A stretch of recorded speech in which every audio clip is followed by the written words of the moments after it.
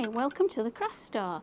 I'm Julie. I'm otherwise known as Juey Jumbo, and I'm sort of introducing my new headband.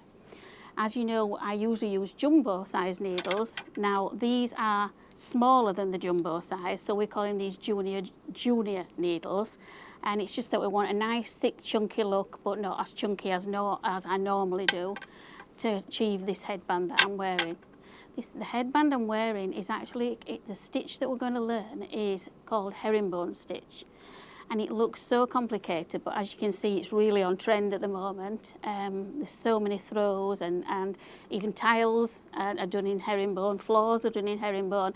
So I really wanted to have a go at this stitch for you.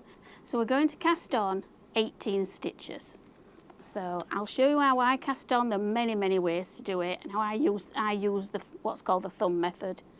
So here goes. So first of all, we get, say, a longish tail. For 18 stitches, I would say an arm's width would probably do it, but this is a bit of trial and error, really. You're better having more than less, because you can use then this end of the tail to sew it up. So we make a slip knot first, pop it on the needle. As you can see, I put it under my arm, which are great for these because they're so much longer. So what I'm going to do now is show you the thumb method. Now, it may look odd to some people, but this is just the way that I do it and the way I've been taught. So I pop my thumb under. As you can see, it gets all of the stitch, put the needle through. Then with the right hand, wrap it as though you're going to wrap for a knit stitch and pull it too. So we're going to go under, through, wrap, over, under, through, wrap, over, under, through, wrap, over.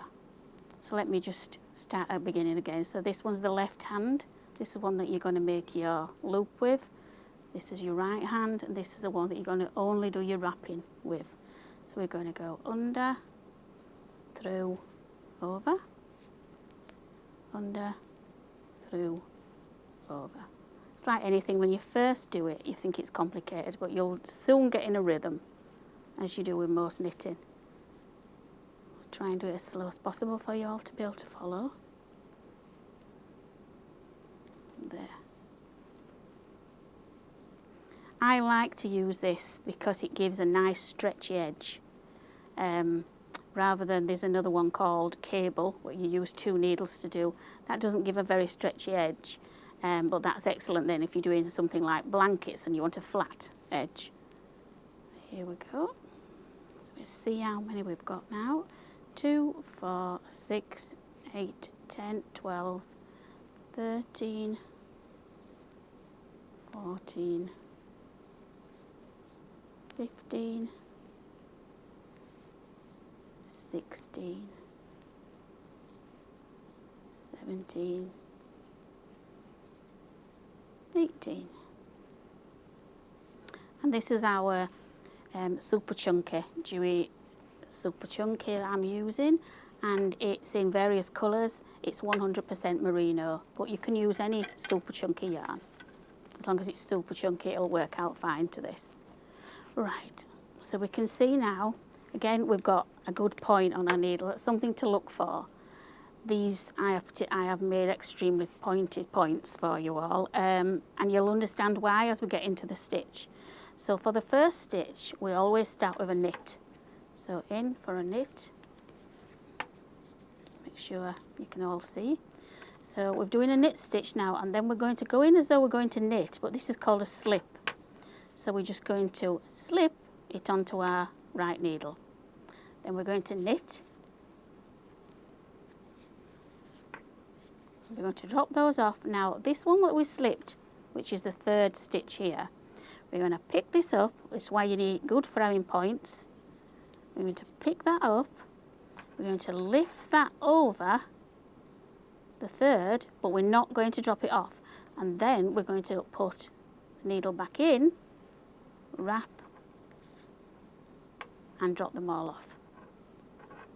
Let's do it again for you. So this is, you continue down the row like this. So we go slip, then we knit, and then we can pick up that stitch that we've slipped, pass it over the needle, but instead of dropping it off like you would normally, we're going to go into that stitch again.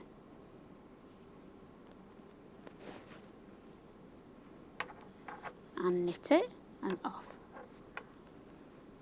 I'll continue doing them for you to follow. So slip, knit, that goes off, but it's always this middle one that doesn't. So we're going to pick it up, slip it over, and then go back into it, knit it. Again, slip. They're very good needles, these as well. They're really nicely oiled and slippy for you all. So we knit, pass it over, and now you see I've slipped that off, but don't worry, because you can pick it up, which I'm glad I've done that you can see, and go back into it. There we are. It easily wants to slip off. So slip, knit, pick it up again, pass it over, back in, knit. So all you need to know really is how to knit and slip for this row. So slip, knit, pick it up.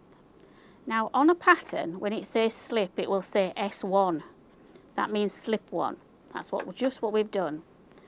When it says, let me show you this, it'll say K1 for knitting, then it'll say S1 for slipping.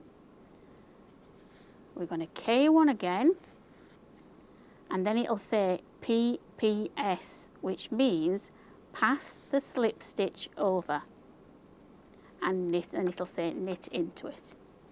And there we are. On my pattern, I made it a lot easier for you to see.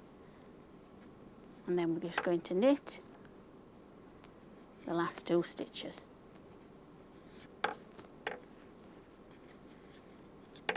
We're going to now move on to our second row. For the second row, what we're going to do is, I have got actually all the stitches set up now, and what you'll find is, what we're going to do now is purl. So we're going to purl 2 together. So let me show you again. So you've got 1 stitch here. Let me do it so you can see 1 stitch there, 1 stitch here. And we're going to purl those 2 together. Now you can see they've joined together here, the stitch here. So we're going to do a similar thing, only we're going to do it by purl. So we're going to go into this stitch again, because we haven't dropped it off, and we're going to purl it again. And then you drop them off. So I'll do it again. So 1, 2, round the stitches, so you're purling 2 together, and then you're going to just go into that first stitch. This is all written down quite clearly for you, but sometimes it's harder to write things than to show you things. So it's purl 2 together. We're going to just do that across the row, back into that stitch, and drop them off. Purl 2 together,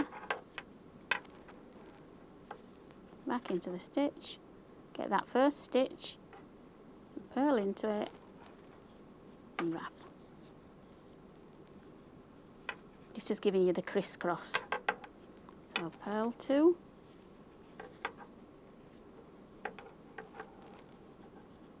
purl again, and wrap, and off. Purl 2, purl again, and off. Purl 2, purl again, and off, purl 2, purl again, off, purl 2. Try and keep your stitches a little bit looser as well. Try not to tighten them up too tight, else you'll struggle to get your needle back in. Purl 2 together and off. Now these 2 stitches, it's very hard to see at first, but you can see they're all starting to slant a certain way. But as we get going, we start to produce, let me take it off, and you can see, start to produce this herringbone stitch.